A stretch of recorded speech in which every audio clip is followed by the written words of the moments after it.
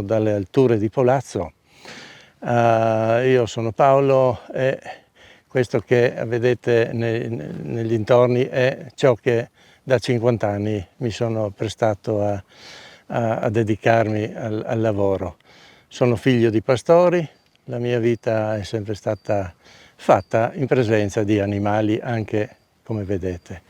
La superficie a pascolamento consiste in circa 86 ettari, il tutto è a pascolo e quasi tutto all'interno di Rete Natura 2000. Quindi ben cosciente già dagli anni 90 la produzione da latte prima per poi passare a linea vacca-vitello, e questa mia attività che all'interno di Natura 2000 mi sono reso più sensibile sotto questo aspetto del pascolamento, ma anche del convivere con la biodiversità fatta di animali, ma anche di piante, e soprattutto della resilienza che il carso ha in questi ultimi anni. Non si usa ovviamente concimi, la certificazione biologica dal 90, e nello stesso tempo utilizzando una tecnica di pascolamento che è quella della rotazione, una rotazione mensile. Quindi tutto l'appezzamento è diviso in 7 settori, di cui uno è adibito a servizi per i ragazzi con difficoltà psicomotorie che noi ospitiamo in azienda, ma il sesto rimanente viene pascolato da una trentina di bovine e da circa 15 asine. Al centro, laggiù in fondo, vediamo la stalla, e dove attorno a questa stalla c'è un cerchio con 6 cancelli. Ogni cancello porta all'interno di un settore di circa 12 ettari. Ogni settore gli animali sostano 5 giorni, di questi 5 giorni volte 6, ecco che 30 giorni a un mese abbiamo gli animali che ritornano quando l'erba ha ottenuto il suo grado alimentare, la sua qualità alimentare massima fra rapporto energia e proteina, no? Questo lo faccio dal 76. Dal 76 il risultato è questo, insomma, no? Qui non c'è stato sovracalpestio, non c'è stato diradamento di bosco, non c'è stato diradamento di animali selvatici. Qui c'è stato un convivere, un lavoro assieme anche a uno stagno che integra l'abbeveraggio estivo. Soprattutto quest'anno abbiamo osservato diversa fauna selvatica che si abbeverava al nostro stagno. E quello che è più bello, che oltre a non usare la concimazione minimamente, è solo quella organica, no? la deiezione dell'animale. Ma soprattutto, quello che è bello, che non si utilizza il fieno. Quindi a questa altitudine di 100 metri, 114, abbiamo possibilità di pascolare 12 mesi all'anno, quindi il ciclo delle rotazioni è costante, ma il bello è che con questo carico di animali, che sono circa 35 uva su 70 ettari, quindi un 0,5 uva per ettaro, abbiamo la possibilità di avere anche la sostanza secca per l'inverno. Capiamoci subito che il 1° di aprile sarà tutto pulito, ma anche le siepi saranno ben che cimate. Quindi ci sarà un pascolamento per l'utilizzo del coteco erboso razionale, e con l'aiuto soltanto d'inverno con del mangime, in questo caso 100 quintali nei mesi invernali di sostanza secca.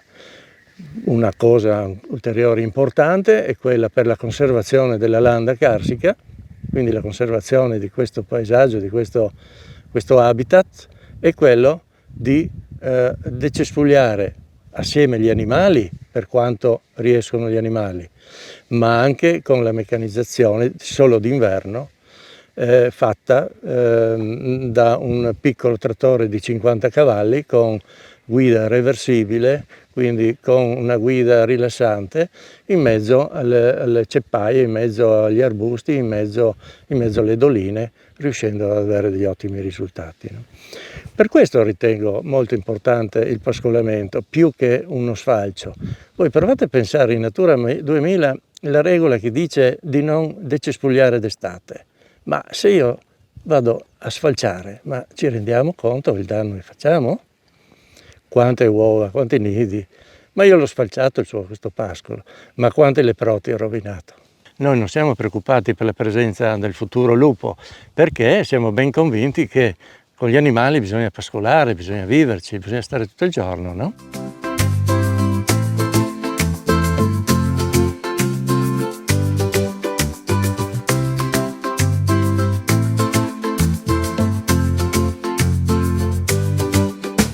Ci siamo soffermati su una vecchia quercia che io l'ho curata dal 76 e vive in mezzo alle rocce. Vivere in mezzo alla roccia vuol dire la caratteristica di un popolo slavo che vive sul Carso e che lavora, come questa quercia, in mezzo a un ambiente così, dal punto di vista agronomico, marginale, ma dal punto di vista ambientale è molto ricco di biodiversità. Io ho toccato anche tradizione, è un lavoro tradizionale, perché proprio da quel punto si riesce a vedere lo Scenesi, che è il monte nevoso, che sono proprio le origini da dove derivano i miei, di cognome Samsa, e soprattutto di un precisione a Stara Šušeca.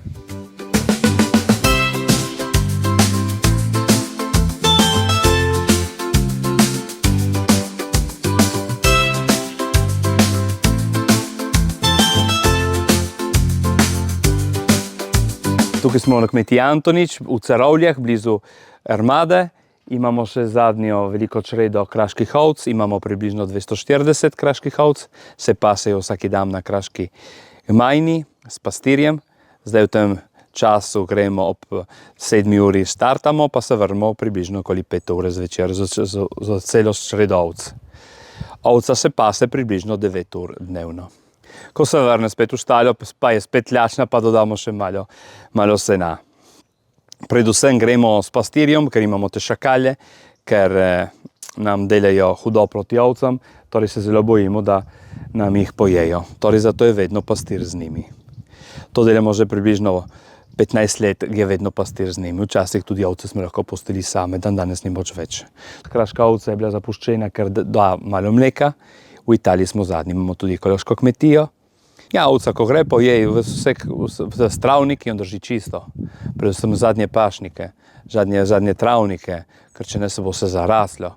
Zadnjih 50 letih nobenem ni pasel. Smo začeli spet pasti približno leta 2000, redno, in pasimo približno na 100 hektarjev. 50 jih je lepo popasenih in ovca lepo pasi po tej kraški planoti. Drugo je zaraščeno, torej ona ne gre noter. Nekdo lahko pride popoldne in živi en popoldan s pastirjem. Gre ven s čredo in dela pastirja za en dan. Potem pa se vrnejo približno za 7 uro z vso čredo spet v kmetijo in nam pomagajo končati dela na kmetiji. To je zelo veliko navdušenje pri ljudeh, ker spet zaživijo kmečko dejavnosti.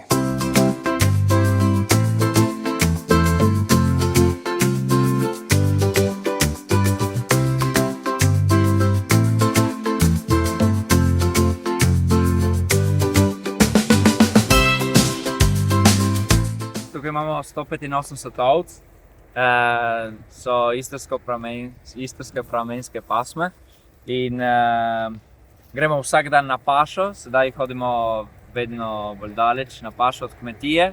Tukaj smo približno 50 minut na uro hoje oddaljeni od naše kmetije in pridemo na travnike, tukaj recimo na gmajno našo. In tukaj one se pasijo in čistijo kraško gmajno in kraške travnike.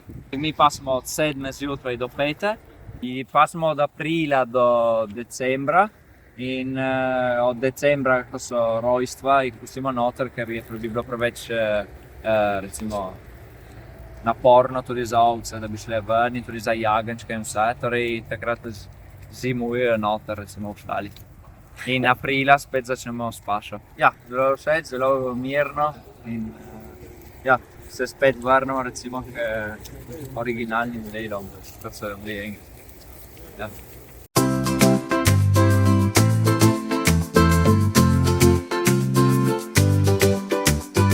Otroci delajo tudi sir na naši kmetiji ali obdelajo vrt. ali grejo na osla, delajo vse dejavnosti, ki mi jih delamo ponavadi. Samo jih smo prilagodili za otroke, za šole ali tudi za poletne doživljenje. Imamo tudi poletne dejavnosti cel teden na kmetiji. In otrok dela vsako jutro na drugo stvar, da gre v kokošnjak iskati jajca ali gre s pastirjem na pašo. En dan bo delal sir, drugi dan bo šel na vrt, torej živi en teden kot kmet. To je dodatno, ena zelo dodatna stvar za kmetijo, zelo važna. Klasična kmetija ne more biti več obstajati z ovci v našem teritoriju.